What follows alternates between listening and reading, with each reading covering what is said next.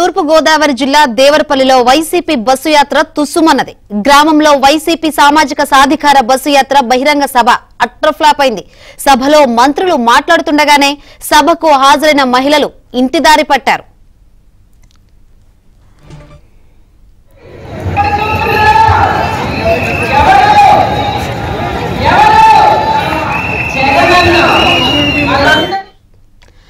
గోపాలపురం నియోజకవర్గంలో వైసీపీ నేతలు ప్రతిష్టాత్మకంగా తీసుకుని సామాజిక సాధికార బస్సు యాత్ర అనంతరం భారీ బహిరంగ సభ నిర్వహించారు.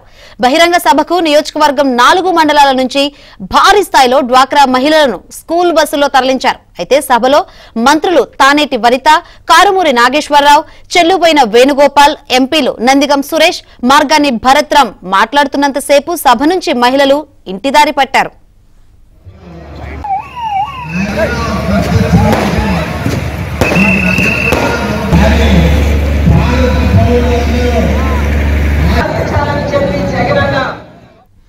బస్సుల్లో తీసుకువచ్చిన మహిళలు సభల్లో ఉండకుండా మంత్రులు మాట్లాడుతున్న సమయంలో ఒక్కొక్కరుగా బయలుదేరి బస్సుల్లోకి వెళ్లి కూర్చున్నారు.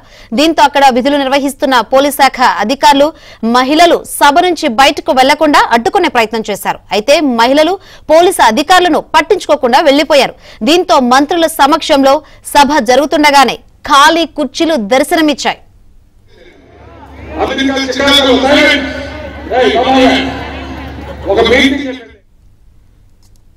తూర్పు గోదావరి జిల్లా దేవరపల్లిలో వైసీపీ బస్సు యాత్ర తుస్సుమన్నది. ఇదే విషయం గురించి మరింత సమాచారాన్ని మా ప్రతినిధి రాంబాబు అడిగి తెలుసుకుందాం. రాంబాబు.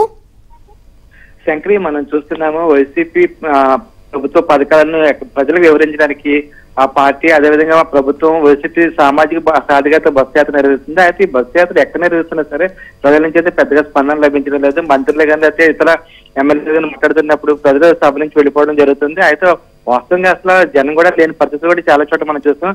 అటువంటి సంఘటన ఈ రోజు దేవరపల్లిలో కూడా జరిగింది.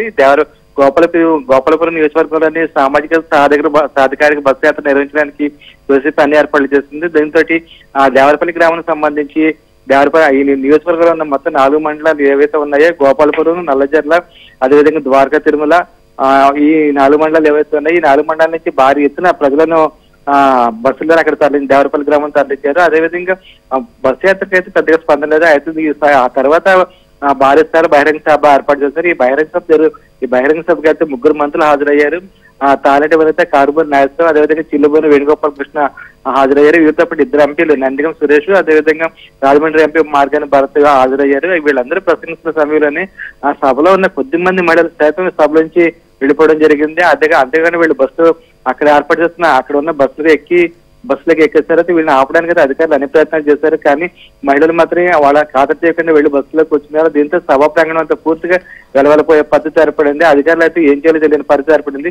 మొత్తమే చూస్తుంటే మనం ఈ వైసీపీ ప్రభుత్వం అదేవిధంగా అధికారులు ఆధ్వర్యంలో జరుగుతున్న ఈ సామాజిక సాధికారిక బస్సు యాత్ర మాత్రం ప్రజల నుంచి అయితే పెద్ద స్పందన అయితే లభించలేనట్లు మనకు తెలుస్తుంది. శంకరి.